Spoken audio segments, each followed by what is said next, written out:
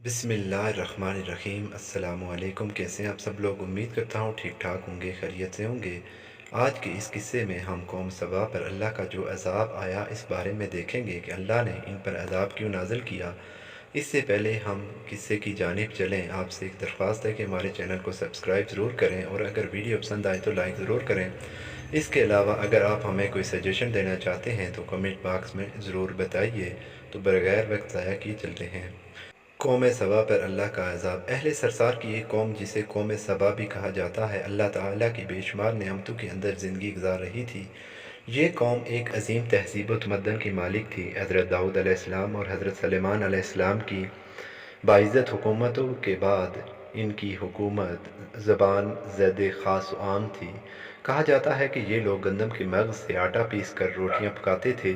इसके बरअक्स वो इस कदर असराफ़ करने वाले और नाशुक्रे थे कि इन्हीं रोटियों के साथ बच्चों का पाखाना साफ़ करते थे।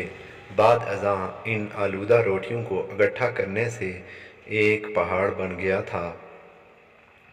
फिर एक साले शख्स ने वहाँ से गुज़रते हुए एक औरत को देखा जो रोटी के साथ बच्चे के पाखाने के मकाम को साफ़ कर रही थी।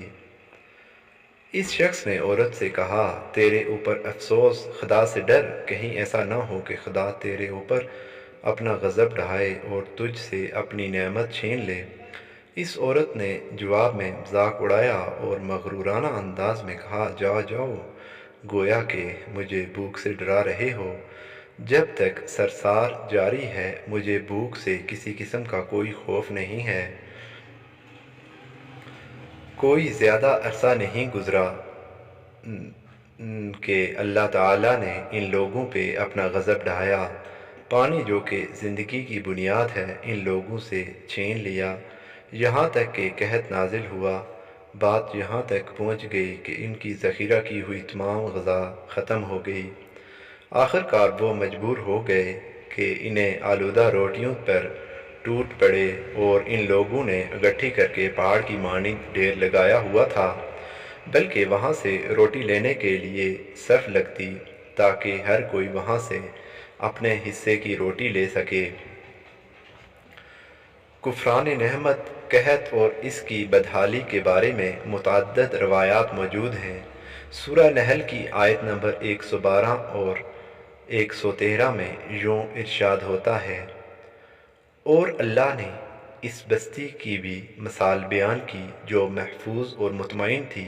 इनका रिज़्क हर तरफ से बाकायदा आ रहा था, लेकिन इस बस्ती के रहने वालों ने अल्लाह की नेमतों का इनकार किया तो खुदा ने इन्हें भूख और प्यास का मज़ा चखाया। सिर्फ इनके इन अमाल की बिना पर जो वो अंजाम दे रहे थे, और यकीनन इनके पास रसूल आया तो इन लोगों ने इनको जुटलाया तो फिर इन तक अजाब आ पहुँचा। ये सब जुल्म करने वाले थे।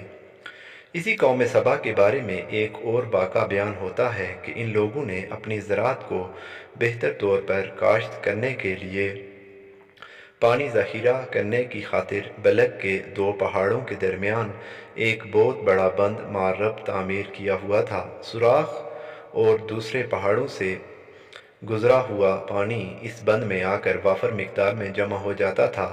कौम सबा ने इस पानी से सही तौर पर इस्तेफ़ादा करते हुए वसी व अरीज़ और बहुत से खूबसूरत बागात लगाए और खेती बाड़ी को रौनक बख्शी।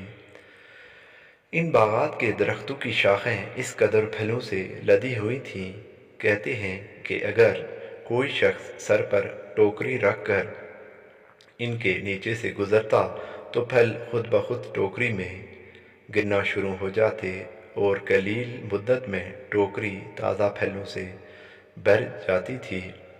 लेकिन नेमतों की कसरत ने इन्हें शुक्र करने के बजाय सरमस्त और गाफिल कर दिया, यहाँ तक कि इनके दरमियान बहुत बड़ा तबक़ाती निज़ाम वजूद में आ चुका था। इनमें से साहिब इक़्तिदार लोगों ने कमज़ोरों और ज़ईफ़ों का खून चूसना शुरू कर रखा था, यहाँ तक कि इन लोगों ने खुदा से एक अहमकाना इल्तिमास किया जिसका ज़िक्र सूरह सबा की आयत नंबर 19 में मिलता है। उन्होंने कहा, खुदाया हमारे सफ़रों के दरमियान फ़ासला ज़्यादा कर दे انہوں نے اللہ تعالیٰ سے یہ التماس اس لیے کیا تاکہ غریبوں، بے نواح لوگوں، عمرہ اور ثروت مند ان کے ہمراہ سفر نہ کریں۔ ان کی خواہش یہ تھی کہ آبادیوں کے درمیان خشکی ہو اور فاصلہ بہت زیادہ ہو تاکہ تہ دست اور کم آمدنی والے لوگ ان کی طرح سفر نہ کر سکیں۔ اللہ تعالیٰ نے ان مغرور پیٹ کے پجاریوں پر اپنا غضب نازل کیا۔ بعض روایتوں کے مطابق ان مغرور لوگوں کی آنکھوں سے دور صحرائی چوہوں نے معرب نامی بند کی دیواروں پر حملہ کر کے انہیں اندر سے کھوکھلا کر دیا۔ ادھر سے بارشیں زیادہ ہوئیں جس کی وجہ سے سیلاب آ گیا اور اس بند میں پانی بہت زیادہ اکٹھا ہو گیا۔ اچانک بند کی دیواریں ٹوٹنے لگیں۔ اس سے ایک بہت بڑا سیلاب آیا جس میں تمام دیہات، آبادیوں، مال مویشی، باغات، کھیتیاں، ان کے محل اور گھر پانی میں غرق ہو کر نابود ہو گئے۔ ان کے باغات اور زراعت میں سے صرف بیری کے درخت اور کچھ جھاڑیاں بچی تھیں۔ خوش الحان پرندے وہاں سے کوچ کر گئے تھے، جبکہ الوں اور کووں نے کوہ صبا کے کھنڈرات میں اپنے گھونسلے بنا لیے تھے۔ اس بات کا ذکر سورہ سبا کی آیت نمبر 15 اور 16 میں ملتا ہے، اور آخر میں سورہ سبا کی آیت نمبر 17 میں قرآن کریم میں اس واقعے کا یوں نتیجہ نکالا ہے: یہ ہم نے ان کی ناشکری کی سزا دی اور ہم ناشکروں کے علاوہ کسی کو سزا نہیں دیتے ہیں۔ اگر ویڈیو پسند آئے تو لائک، کمنٹ، سبسکرائب ضرور کریں۔ بہت